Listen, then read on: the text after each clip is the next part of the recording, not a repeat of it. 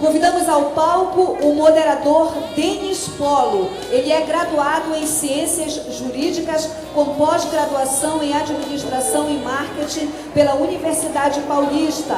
Tem mais de 15 anos de experiência na área de marketing, em especial em planejamento e marketing de relacionamento. Sócio fundador da Polo Palestrantes, uma das principais agências de palestrantes do Brasil. Convidamos então ao palco o nosso moderador desse talk show.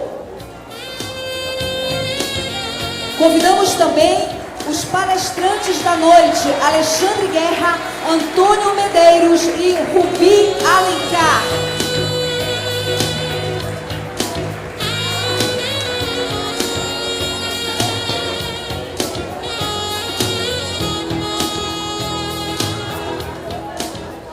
Obrigado. Boa noite, pessoal. Boa noite. Bacana demais, gente. Sensacional. Opa, estou muito perto aqui. Sensacional. E a primeira coisa que eu reparei na história, né? Acho que o Alexandre já comentou também isso, é como as histórias são parecidas, né? E quando a gente acredita que às vezes é fácil, pode ser fácil, ou pior, pode ser rápido, né?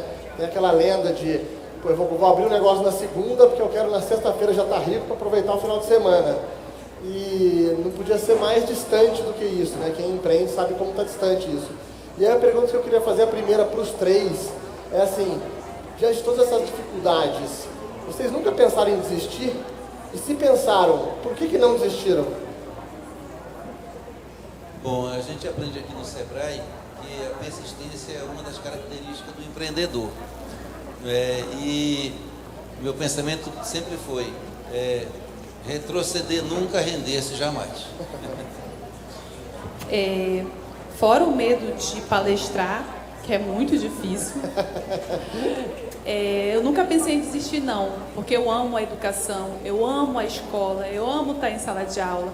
Então, para mim, fora o medo de palestrar, nunca pensei em desistir não. Olha, existe razão para desistir todos os dias. Todos os dias a gente acorda com razão para desistir. Um ponto que eu acho que a gente não desiste é um pouco a cultura do empreendedor brasileiro, que é empreendedor por necessidade. Muitas vezes não por escolha. Ele é empreendedor porque ele tem que levar aquele sustento no final do mês. Então o fator é o seguinte, não tem alternativa, cara, tem que dar certo. Esse é um ponto, não tem alternativa, tem que dar certo. Outro ponto é, analise o teu negócio. Analise o seu negócio. Se você vende para 2 clientes e não é suficiente para vocês, você precisa de 5 clientes, de 6 clientes. Pô, se você vende para 2, o que você pode fazer multiplicado por 3 para chegar no 6? Entendeu? Analisa o teu negócio, entende direito onde que você tem que colocar esforço, porque se você tem um cliente, você tem um negócio. E aí é um trabalho de formiguinha, mas com consistência a gente chega lá. Bacana. Outro ponto que me chamou bem a atenção é o seguinte, acho que também na história de todos teve isso em comum, né? A inovação e a ousadia, de fazer diferente e ousar mesmo, né? Inovar.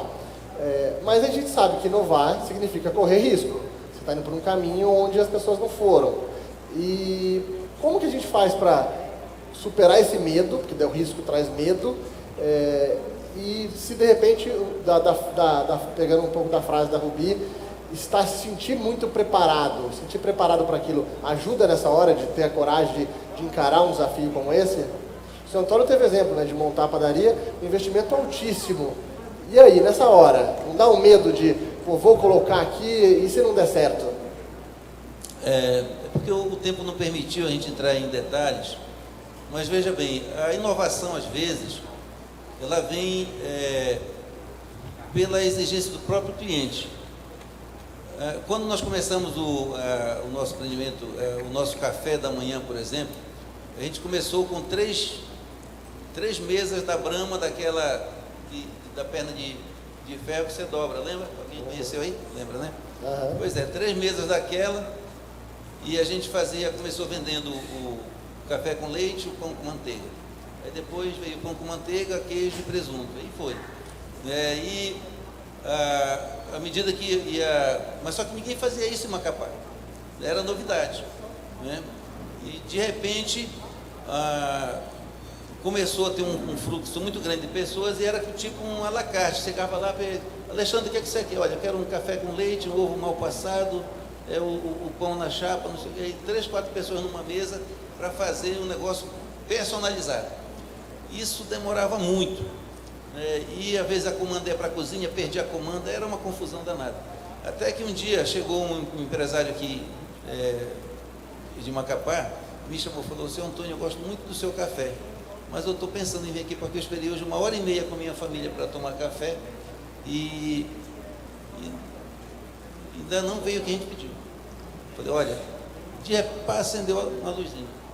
Vamos fazer o seguinte, você pode vir amanhã, que você não vai esperar 5 minutos. É mesmo, pode vir.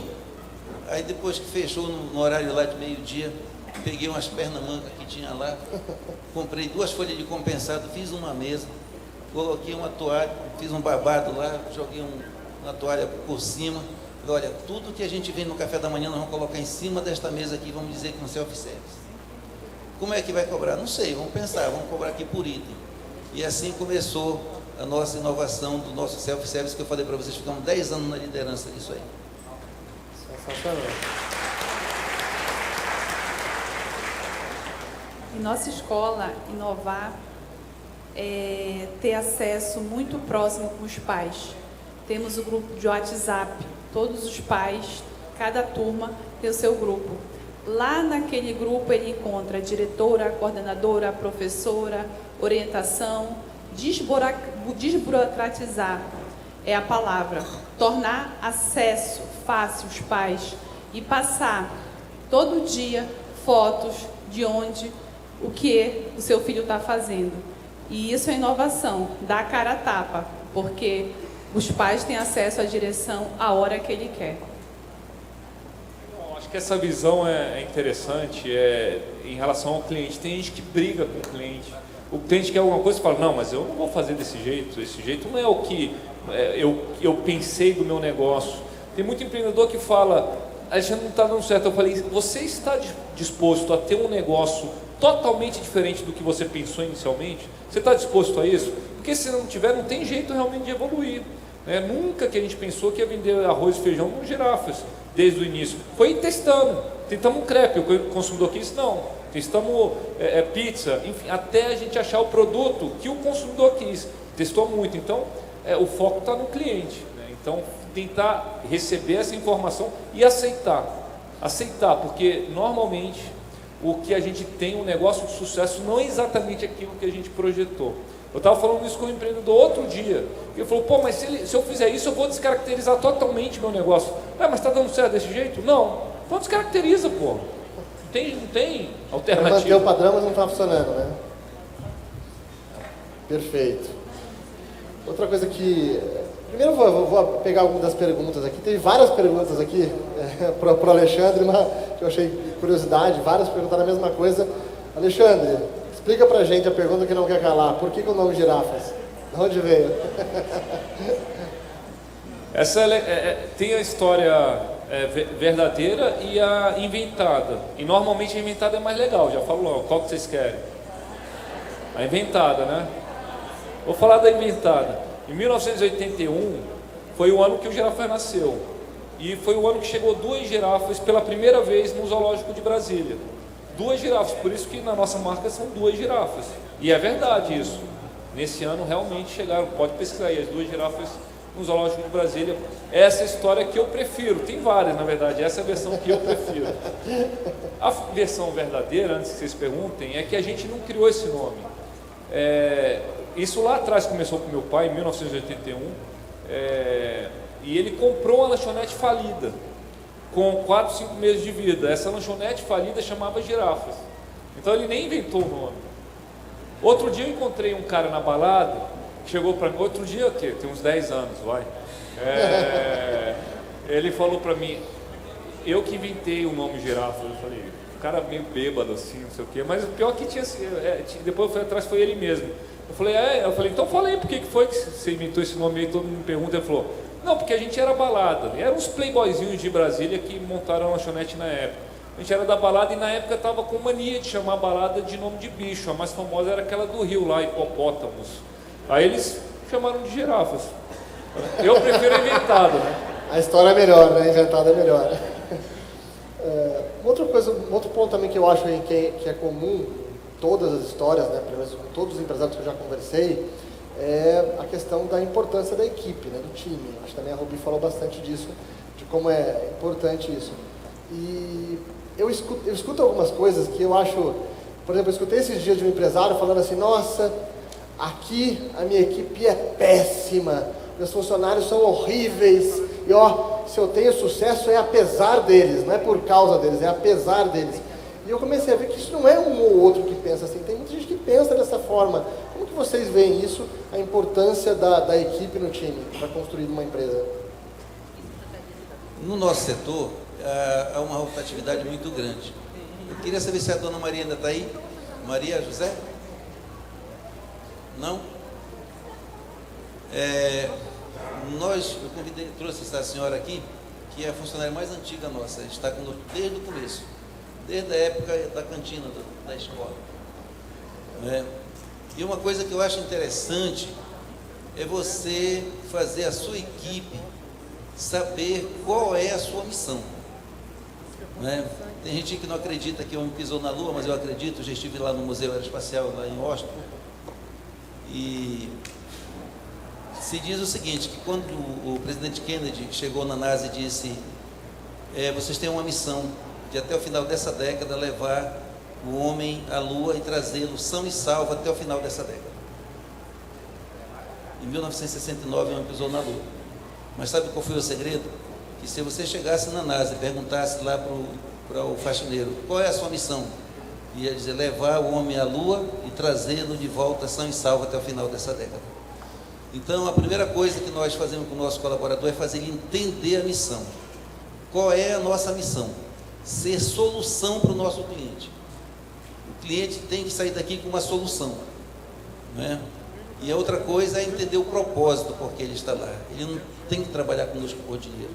Ele tem que trabalhar pelo propósito que nós vivemos. Então, eu acho que esses dois pontos fundamentais, ele entender a visão, entender o propósito pelo qual ele está ali. Os colaboradores de nossa escola, eu sempre falo que são o coração da nossa escola.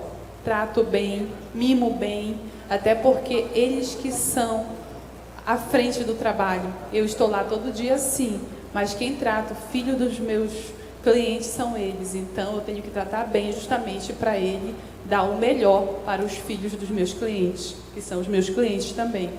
E nossa escola também trabalha com progressão de carreira. Se tem professor que tem pós, que tem graduação, ganha um salário um pouquinho mais elevado. E quem sabe e conhece a família Rubi, sabe o quanto eu prezo pelos nossos colaboradores, que na verdade não são colaboradores, são a minha segunda família. Muito bom, pessoal. Eu acho que tem empreendedor que devia estar nos filmes da Marvel, né? Que se acha um super deus, porque existem 7 bilhões de pessoas no mundo. Aí chega pra gente e fala, ninguém faz o que eu faço, ninguém faz como eu faço. Como é que pode isso? 7 bilhões do mundo não consegue fazer o que você faz? Então, no mínimo, é um super-homem, né? O super-homem que não tem a humildade de entender que o problema está nele, não nas 7 bilhões de pessoas que estão na frente dele. Não é fácil liderar pessoas, não é? Gestão de pessoas não é fácil. Dentro das habilidades, por exemplo, de um franqueado, essa é a mais difícil. A pessoa ter a condição de liderar as pessoas. Agora, tem algumas coisas básicas e fundamentais, o senhor Antônio falou aqui uma delas, que é conversar, dividir o caminho. Tem gente que tem um funcionário e não fala com ele nunca o que ele quer, o que ele espera, como é que ele quer, para onde que ele vai. O cara está investindo tempo ali, você tem que ter a habilidade de comunicar a meta, o objetivo, ser um pouco flexível no caminho. Tem empreendedor que quer, assim, você tem que ir por esse fio. O cara tem que chegar ali, isso tem que ser cobrado. Agora, se ele tem um caminho mais fácil, por que não? Então, existem algumas regras, não é fácil, mas a gente tem que entender que nós, como empreendedores, isso é um fator fundamental. Eu vejo muito por aí que tem aquele empreendedor que ele se mata tanto no trabalho que o trabalho chega a consumir ele. É aquele cara que não está construindo nada, porque se ele morrer, ele não tem mais negócio. Se ele tiver de férias, o negócio está em férias. Se ele fica doente, o negócio está doente. Ele não está criando nada para deixar de legado. De novo, o São Antônio falou que daqui a 2 anos nem está mais no negócio dele. Eu estou aqui falando para vocês porque eu não estou mais na gestão do dia a dia dos Girafas. O meu negócio agora é falar com o empreendedor. Então, isso foi construído e conquistado. Conquistado o quê? Formando equipe, né? Tornando um negócio independente de nós. Sempre seremos uma referência, mas uma referência não precisa estar o dia inteiro lá rodando a manivela. É importante que não esteja, para a gente em algum momento ter algum sossego na vida, né?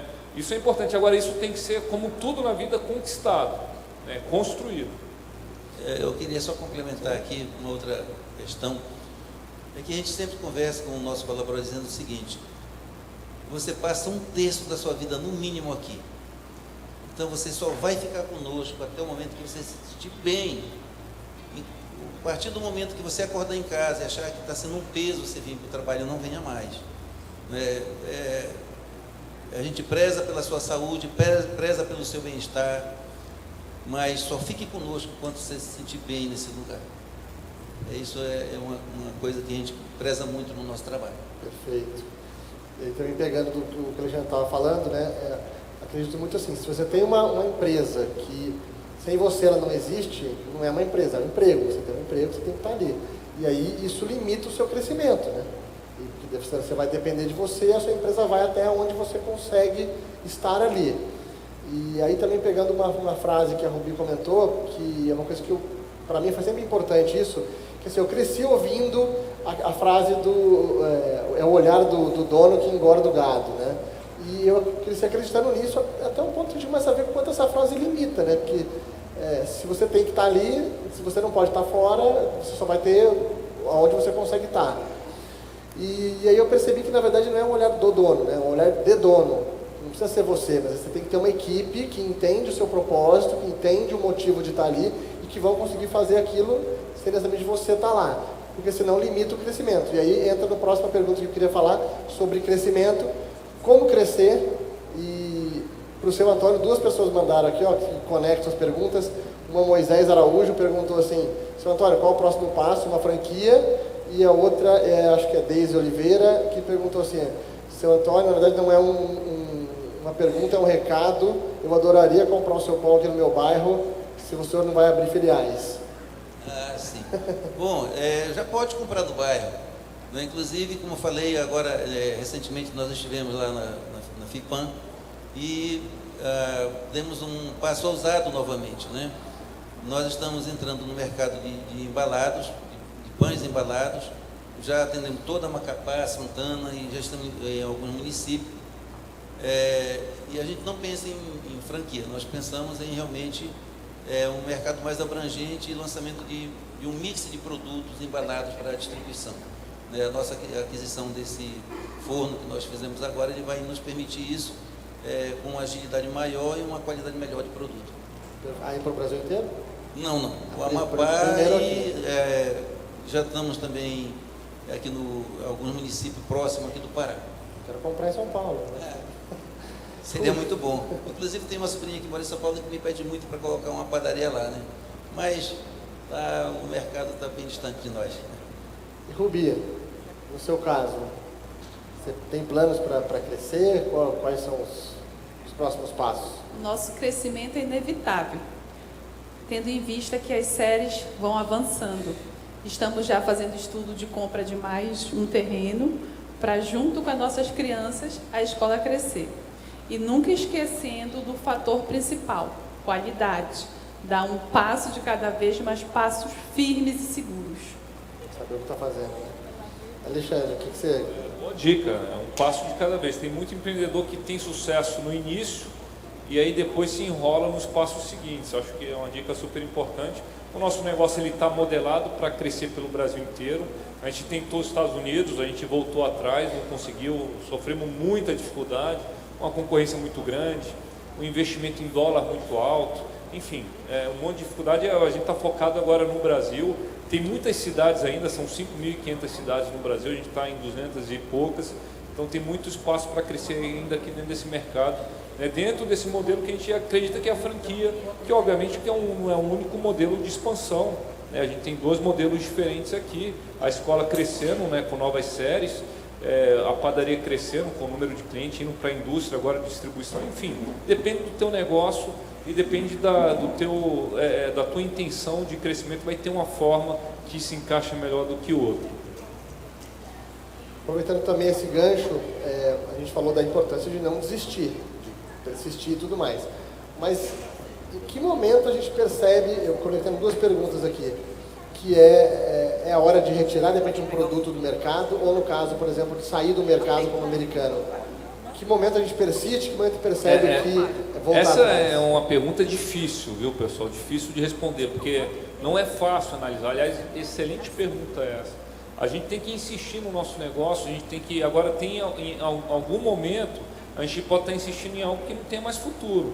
E a gente ajustar, modelar a nossa vida para outro caminho. Eu acho que, eu já fui perguntado muito disso, eu acho que uma dica que eu dou é o seguinte: você tem um negócio, você tem um determinado número de clientes, um número de venda.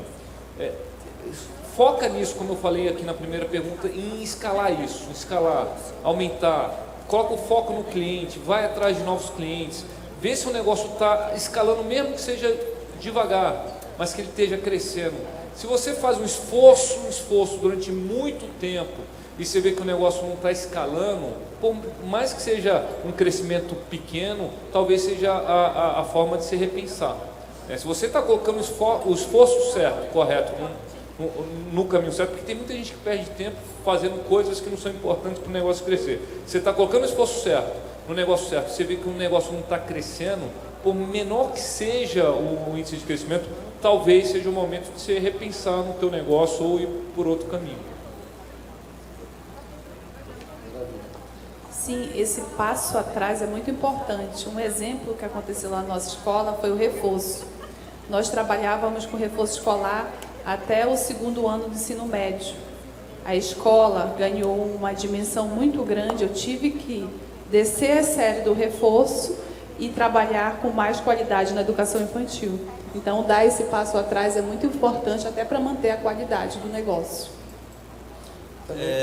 Nós também vivemos uma experiência assim, porque nós entramos no ramo de insumos também.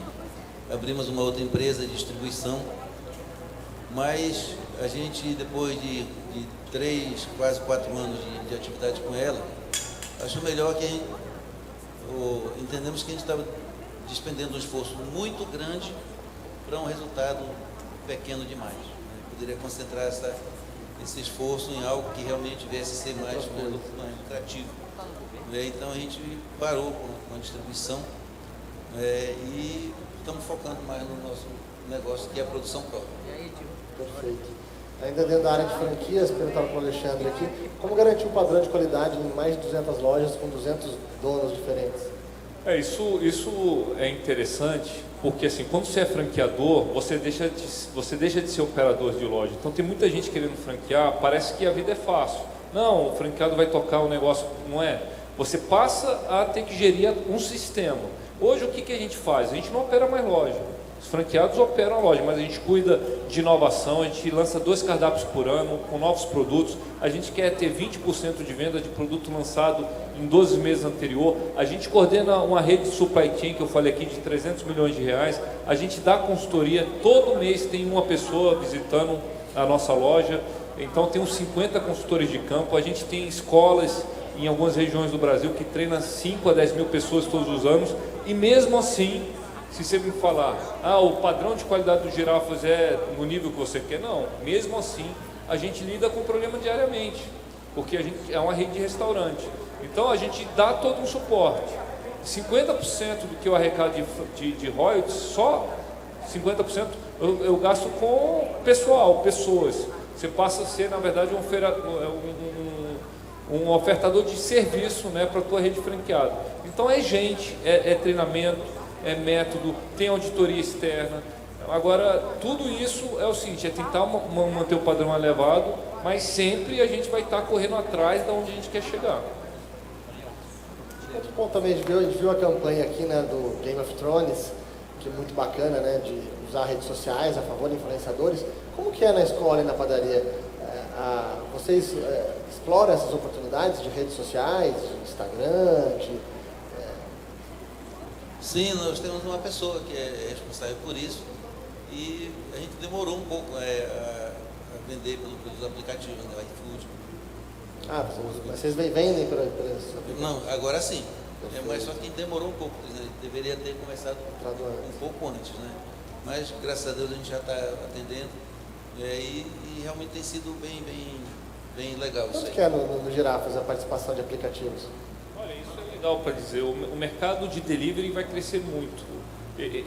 Desde o início, os restaurantes acharam que era uma concorrência, e não deixa de ser um pouco, mas ele é mais colocar cliente para dentro do que concorrência. O setor de alimentação fora do lar briga com o setor de alimentação dentro do lar. A gente briga com o supermercado, que é o cara que faz comida em casa. Com esses aplicativos, o setor fora do lar está expandindo. A gente está ganhando o mercado do setor de alimentação dentro do lar. Então tem sido super positivo, inclusive para a gente que não operava. Para você operar o delivery antes, você tinha que fazer um investimento durante anos. Porque imagina, você tinha que contratar um motoqueiro, às vezes 2, para uma demanda que, no começo era pequena. Era muito mais caro do que o iFood, porque você tinha um custo fixo alto e a sua demanda era pequena. Hoje você entra só com custo variável. Quem está começando é maravilhoso. Antes do iFood a gente tinha 40 lojas entregando delivery. Hoje a gente tem 110, 120. A gente só não tem mais porque tem alguns shoppings que proíbem a gente entregar. A gente dobrou o número de lojas operando no sistema de delivery por conta dos aplicativos. Então estou vendendo mais. O mercado de alimentação fora do lar, isso tem até uma parte da apresentação que eu não trouxe. 8% das vendas já estão concentradas no delivery e isso só tem crescido. Então o delivery é um canal de venda que tem crescido muito e para a gente é ótimo. A gente está ganhando mercado, São Antônio, dos supermercados. Então para a gente tem sido ótimo. Os aplicativos na nossa escola servem como meio de comunicação, como eu falei, rápido, entre os pais e todo o corpo docente da escola. Quem cuida das nossas redes sociais é o Fred, está ali, ele que cuida das nossas redes sociais, ele que alimenta o Instagram, Face, e ele sempre está também respondendo o mais rápido possível as perguntas dos clientes. E vocês usam aplicativos, WhatsApp, grupo de WhatsApp? Grupo de WhatsApp. Cada turma tem o seu grupo de WhatsApp. São ferramentas super eficientes e gratuitas, né? Exatamente. Perfeito. Gente, tem mais um monte de perguntas aqui, mas nosso tempo está acabando. Então eu vou direcionar a pergunta para cada um, para depois as pessoas podem responder. E a gente, para encerrar, eu queria fazer uma pergunta a todos. Assim, se vocês pudessem encontrar com vocês no começo de carreira, no começo do negócio, que dica você daria para você mesmo? Que daria para todo mundo que está aqui nesse momento, às vezes, de começar um negócio ou enfrentando os primeiros desafios? Que conselho você daria para você mesmo? Eu ia dizer para mim mesmo, cara, que mancada que você deu fazendo aquela estrutura de madeira. Planeje mais, né? Por que você, ao invés de ser condutor de navio, não fiz uma arquitetura e engenharia primeiro? Mas eu ia dizer, olha, graças a Deus, nós chegamos até aqui e faria tudo de novo. Pagaria novamente o mesmo preço pela satisfação de ver as vidas que têm sido alcançadas, que têm sido transformadas. Aqui, eu acho que, não sei se o Moisés está aí, né? Moisés é um dos nossos parceiros aí que sabe da importância que o nosso trabalho representa, não só no Brasil, mas no mundo. Por exemplo, inclusive uma filha do Moisés faz parte do nosso projeto, que está, posso falar o país? Está na China, numa região lá da China, trabalhando a tradução da Bíblia para um povo chinês. Filha dele, poliglota, fluente em várias línguas, e saiu daqui do Amapá com 13 anos de idade, e nós a acompanhamos até hoje. E tantos outros projetos assim que realmente hoje eu entendo o propósito. Eu vou contar, eu sei que o tempo está terminando, mas eu vivi uma experiência muito significativa no dia do meu aniversário, no dia 14, lá onde a minha mãe mora, internet lá na Ilha do Patrimônio. Só que você tem que ir na cabeça da ponte. A cabeça da ponte é a parte mais distante lá, viu, Alexandre? Para poder pegar a internet. E então eu gosto muito, muito de lá. E eu estava dentro de casa e fui caminhando e perguntei para Deus: Pai, por que o Senhor me tirou desse lugar que eu gosto tanto? E quando eu cheguei lá na cabeça da ponte, que entrou o sinal da internet, eu olhei uma série de mensagens vindo de toda parte do mundo. Estados Unidos, Inglaterra, Espanha, Angola, Indonésia, China, Índia, falando da importância desse trabalho que está sendo desenvolvido. E eu senti no meu coração aquela paz e a voz de Deus me dizendo: olha, foi por isso que eu te tirei daqui. Então, faria tudo de novo. Não perguntaria o preço que tive que pagar.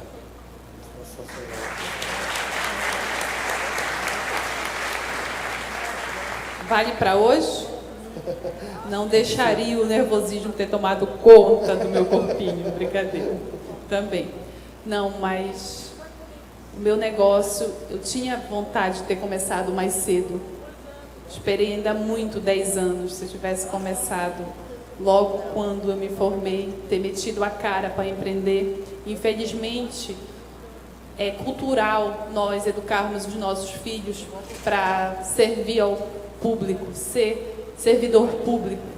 Se a gente tivesse uma estrutura desde pequeno, trabalhar nas escolas, o empreendedorismo, com certeza o nosso país estaria melhor, com certeza o nosso país estaria numa melhor situação. Então, exatamente esse meu arrependimento, eu deveria ter começado antes. Medo nunca foi a palavra da minha vida, eu sempre quando coloco, tremo a perna, falo com voz trêmula, fico nervosa, mas vou para frente, faço o que tem que fazer. Mas, levando em conta toda a minha trajetória, aonde eu cheguei, eu tenho muito orgulho de toda a minha história.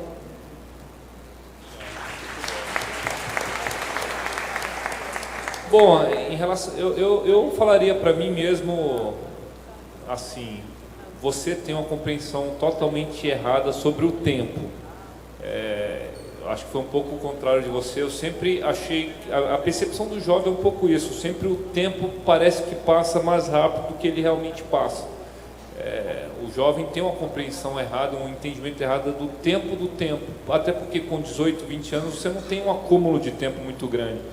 Então, eu diria, as coisas demoram um pouco mais de tempo para acontecer. Isso teria feito ter tido menos ansiedade e ter evitado determinadas decisões que a ansiedade me fez levar por conta de uma falta de paciência com o resultado que hoje eu teria e, enfim, isso teria me ajudado. Um outro ponto é crise.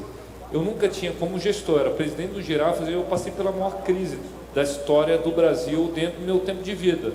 Eu tenho 40 anos no Brasil, comecei a trabalhar em 95, de lá para 2010, 2013, 2014, eu não tinha tido crise.